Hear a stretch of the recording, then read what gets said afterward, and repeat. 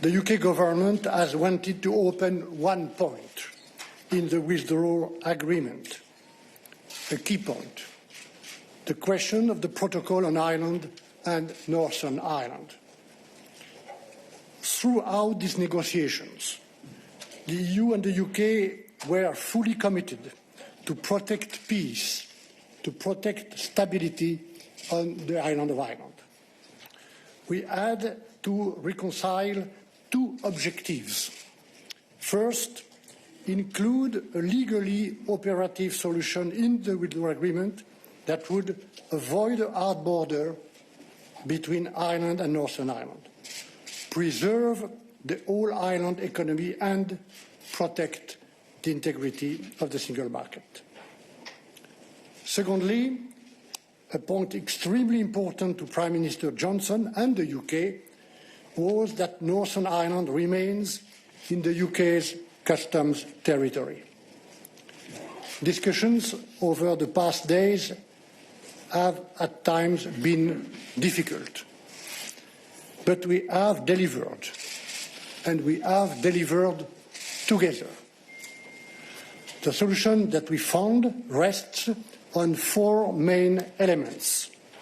Number one, Northern Ireland will remain aligned to a limited set of EU rules, notably related to goods. This means that all applicable procedures on goods will take place at the points of entry into Northern Ireland and not across the island. For this purpose, UK authorities will be in charge of applying the Union's customs code in Northern Ireland.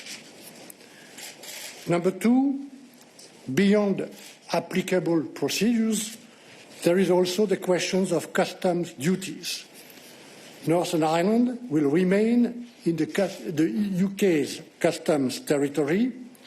It will therefore benefit from the UK's future trade policy. But Northern Ireland will also remain an entry point into our single market. So, what have we done to square this circle? UK authorities can apply UK tariffs on products coming from third country so long as those goods entering Northern Ireland are not at risk of entering our single market. However, for goods at risk of entering the single market, UK authorities will apply the EU's tariffs.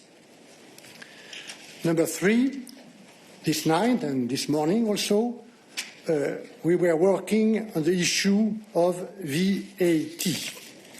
It is an important subject to avoid distortion of competition within the single market for goods. On this point also, we have managed to achieve two objectives: maintain the integrity of the single market, but also satisfy the UK's legitimate wishes. And finally, number four, Prime Minister Johnson and the Taoiseach wanted to ensure long-term democratic support for the application by the UK authorities of relevant Union rules in Northern Ireland. 4 years after the entry into force of the protocol, the elected representatives of Northern Ireland will be able to decide by simple majority whether to continue applying relevant Union rules in Northern Ireland or not. This democratic support is a cornerstone of our newly agreed approach. Why? Because this newly agreed protocol is no longer to be replaced by a subsequent agreement between the EU and the UK. So, it makes sense to ensure consent. Ladies and gentlemen, obviously, when discussing Northern Ireland, we talk about the economy, about technical matters, about goods. But let me say very frankly that for me, since day one, since 3 years, what really matters are the people